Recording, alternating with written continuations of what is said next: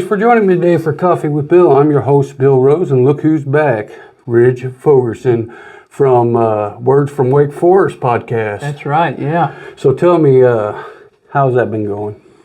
Words from Wake Forest podcast, I mean, it's been going pretty well. I think our people are seeming to enjoy it. I enjoy doing it. A lot of the guys are talking to me. They want to be on it, you know. They call me the podcast guy now. So I don't know if that's a good thing or a bad thing, but that's what they're calling me. Does that take a lot of your time? Filming it? Not really. Putting it together? Putting it together takes a little bit more time, but that's with everything, though. I really don't know what direction I'm going to go with it yet. I just kind of sat down, film, and go. I really don't have a plan or a strategy yet. I'm still kind of feeling it out. So have you met some friends, I take it? Yeah, I've met a few people. Someone that you're tight with? Yeah, there's a guy on my floor. I'm close with everybody on my floor, really. Yeah, So what do you guys do for fun? There is a lake. Reminds me a lot of Randolph County Lake. It's called the Wake Forest Reservoir. We do quite a bit of fishing down there. Oh, that's good. Oh, yeah. So you guys do a lot of fishing? Yeah. Sit around and fish? Fish, yeah. Can't beat that, man. So what classes, any hard classes? The class I hate the most. I'll start there, okay? Hebrew? No, surprisingly. I'm in a humanities class, history of ideas. It's basically like a philosophy class, really. And I mean, that's just, like this year I've read Plato's Republic, Plato's Apology. So you're learning to be a philosopher? Dude, I don't know what I'm learning to do. I know I'm learning to not like it, buddy. I'll tell you that right now. All right, you ready for things you didn't know? Dude, I am ready for things I did not know. And this one I didn't know. Milk wagons are the reason we have roadway lines. Really? The dot lines? Yeah. These lines were devised by a man who saw dots of milk spilling out of a moving milk wagon.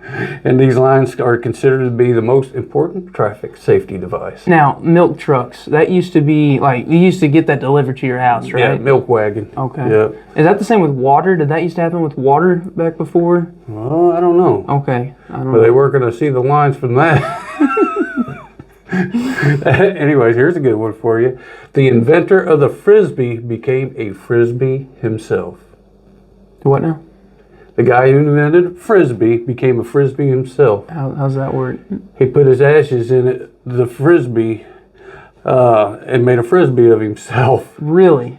Yeah, that's so he would be able to play with his son even when he wasn't around. Oh my gosh. Is that a true story? Like, are you being dense? That's true. That is true. Now, speaking of Frisbees, though, this really isn't a Frisbee conversation, but have you ever played disc golf before? No. Dude, now that's a hoot right there, buddy. I don't think I could get it in the thing. If you get up close enough, you sure can. It'd have to be real close. Oh, my goodness. Okay, we all can agree with this next one.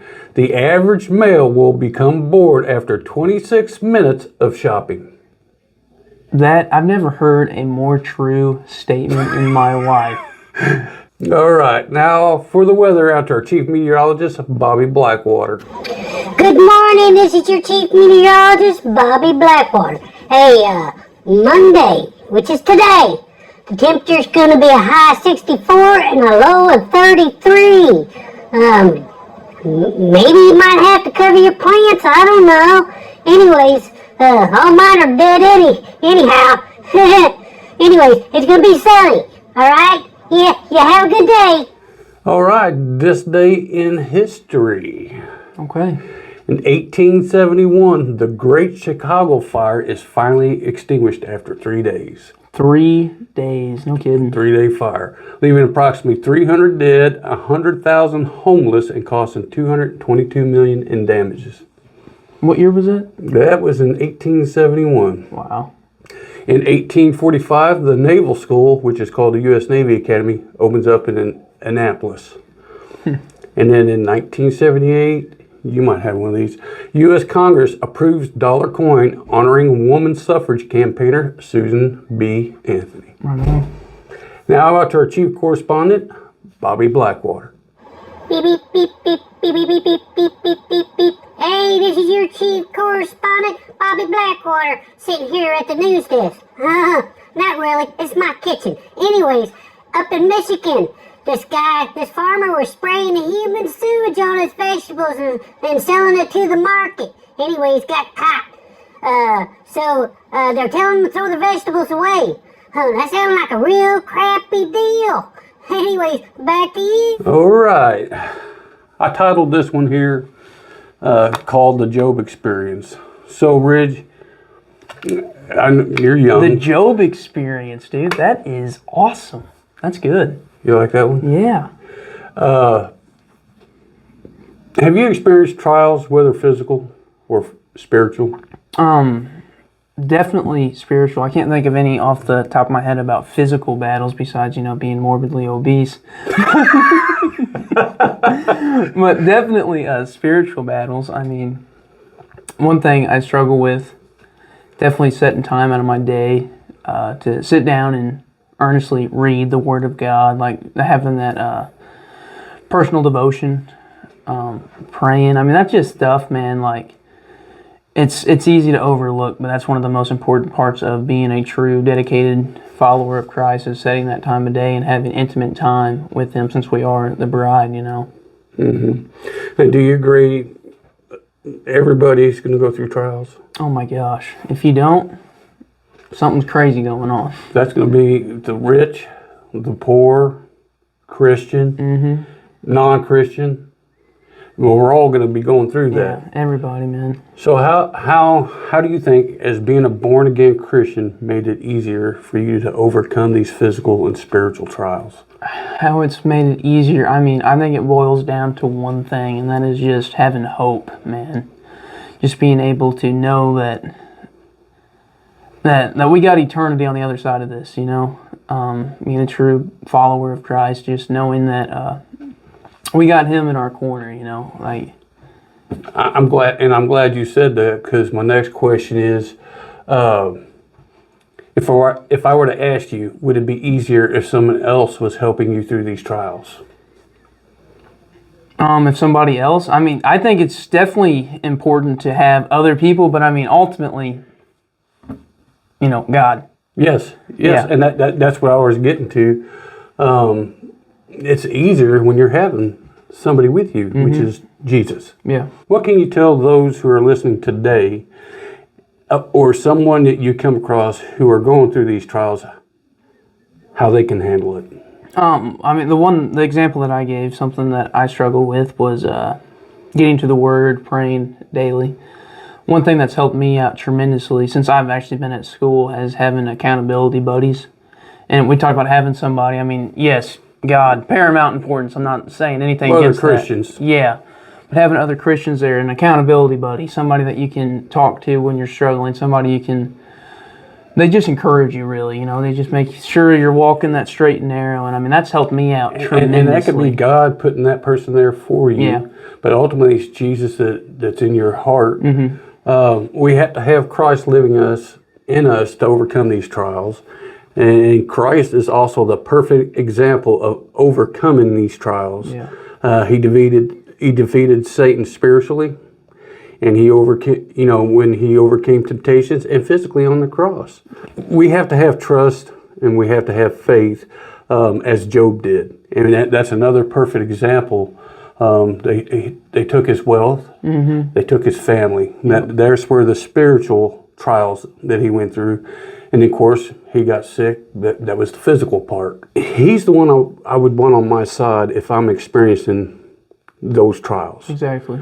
Now, that being said, being a born believer doesn't mean you will not have trials. Absolutely not.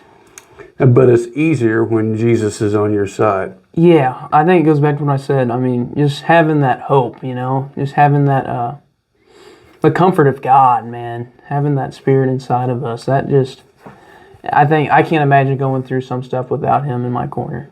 I went through a tough deposition. It was 3.5 hours on Zoom, and I was questioned by lawyers and stuff, which I can't I can't divulge that information. It's confidential. Anyways, but it was tough. I bet. And my stomach was in knots the night before.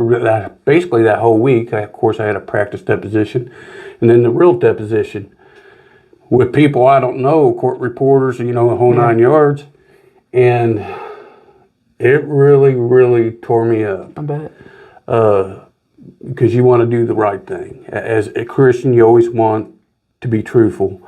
And it wasn't hard to be truthful, but it was hard being questioned, because I've never been in a deposition before.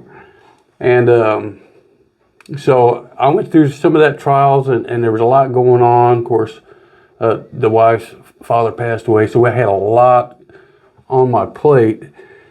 And that deposition on top of it, I'll tell you what, I just... overwhelmed, yeah. Yeah, you feel overwhelmed, and I had to keep telling myself, this stuff isn't that important on this earth. The deposition really ain't that important. What they were talking about isn't really that. It's probably important to them. Yeah. And I got myself more worked up, and right before the deposition, I was like, God, just be with me and give me peace. And although it was tough, I still got through it, and we're good. Amen. So let's go ahead and upcoming events. And we just ended Connect Group. Do they have another one in the works? Oh, we do have the next one lined up. Brother Don and Miss Suzanne Spindler are going to be doing the Max Lucado study. I want to say it's John 3:16, or maybe it's 3:16. That's the title. Suzanne Spindler is going to do it? I believe they're splitting it up, yeah. Well, that'd be something. There. Okay, we have Saturday services at 5 p.m. and we have Sunday services at 10:30 a.m. Come a little earlier and enjoy some coffee. And remember, love God, love people. Try to live like Jesus. No, you're not going to try. You live like Jesus. Like Jesus. All right, thanks. Have a good one. Dude, I miss being in the studio, man. This place is beautiful.